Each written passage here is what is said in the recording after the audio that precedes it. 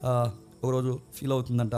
ఆవిడ ఫీల్ అవుతూ ఏంటి మై లాట్, ఏంటి నా లైఫ్లో ఇంత క్రైసిస్ వచ్చి పడిపోయింది, ఈ కొత్త ఇంట్లో ఈ కాపురం చేయడం నాకు చాలా కష్టంగా ఉంది, ఏంటి ప్రభు అని బాధపడినప్పుడు ఏమైంది అని ఆ పరిశీలనలో తేలిన విషయం, ఆ ఇంట్లో ఎలకలు ఎక్కువైపోయినాయి అంట. ఈ ఎలకలతో నేను ఉండలేకపోతున్నాను, ఏంటి ప్రభు అని బాధపడినప్పుడు ఆ చెల్లికి దేవుడు చెప్పాడట, ప్రేయర్లో ఆన్సర్ చేశాడట, కంగారు పడకు నా కుమారి, రేపు ఉదయాన్నే మీ ఇంటికి 3 పిల్లులు పంపుతానన్నాడు.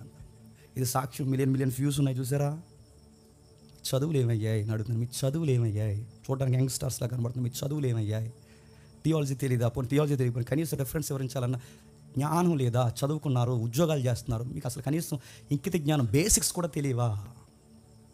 ఇలాంటివి చెబితే బయట నవ్వుతారు. దేవుడు మేలుకరమైన కార్యాలు చేస్తారు, కానీ ఇంత సీప్ ట్రిక్స్ ఉపయోగించి సాక్ష్యాలు చెప్పకండి. బైబిల్లో సాక్ష్యాలు చెప్పలేదు, బైబిల్లో సాక్ష్యం వాక్యాన్ని వివరించారు. పేతురు గూర్చి మరొకరు చెప్పారే తప్ప పేతురు గూర్చి పేతురు చెప్పండి ఎక్కువ చెప్పుకోలేదు. పౌలు గారి గురించి ఇతరులు చెప్పారు తప్ప పౌలు గారి గురించి ఎక్కువ చెప్పుకోవడానికి ఇష్టపడలేదు. వాళ్ళకి టైం దొరికినప్పుడల్లా ప్రభువుని ఎక్కువ ఎక్స్పోజ్ చేశారు.